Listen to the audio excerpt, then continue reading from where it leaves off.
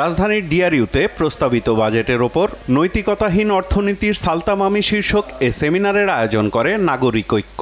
এখন এই বাজেটটা হচ্ছে একটা বাস, আর সাকিয়া হতা আছে যে বাড়িয়া বাস। বক্তারা অভিযোগ করেন, বর্তমান সরকার দেশকে যে ঋণের জালে জড়াচ্ছে তা ভবিষ্যতের যে কোনো সরকারের জন্য বোঝা হয়ে দাঁড়াবে।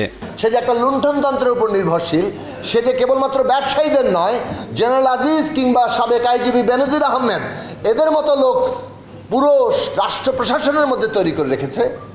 এই লুণ্ঠনতন্ত্র থেকে বেরিয়ে যাওয়া সরকারের পক্ষে অসম্ভব। বিশেষ গোষ্ঠী, বিশেষ কোম্পানিকে তাদের কাছে রাষ্ট্রীয় কোষাগারের টাকা প্রকারান্তরে তাদের হাতে একভাবে তুলে দেওয়া হচ্ছে।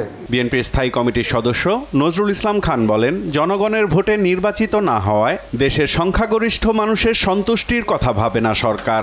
রাষ্ট্রীয় ঋণ বেড়ে যাচ্ছে, আমার সহকর্মীরা বলেছেন ঋণের সুদ বেড়ে যাচ্ছে এবং আমাদেরকে শোধ করতে হবে। যারাই নিয়ে আসা লুট করে পাচার করুক, আলটিমেটলি সেটা আমাদের ঘাড়ে চেপে বসতেছে, আমাদেরকে শোধ করতে হবে। আমাদের দেশটাকে ফতুর করে ফেলা হচ্ছে। আমরা এখান থেকে বাঁচতে চাই, আর বাঁচতে হলে উপেক্ষিত এবং এই বঞ্চিত জনগণ যারা, তাদেরকে জাগ্রত করা এবং তাদেরকে সাথে নিয়ে ঐক্যবদ্ধভাবে গণ আন্দোলনের কোনো বিকল্প নেই। চলমান আন্দোলনে সামনের লড়াইয়ে সবাইকে ঐক্যবদ্ধভাবে অংশ নেওয়ার আহ্বান জানান নাগরিক ঐক্যের সভাপতি। এই বাজেটের মধ্যে যেটা হচ্ছে তা হচ্ছে আমার অর্থনীতি যে ধ্বংসের প্রান্তে এসে দাঁড়িয়েছে তা স্পষ্ট বোঝা যাচ্ছে।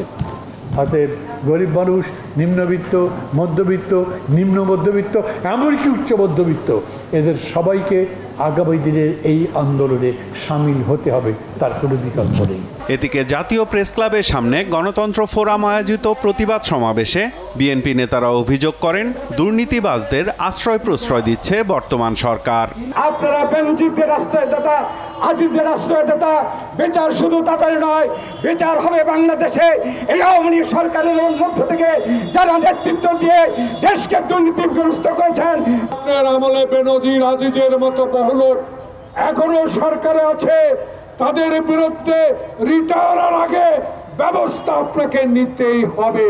সাইফুল রিপন, দেশ টিভি, ঢাকা। বলেন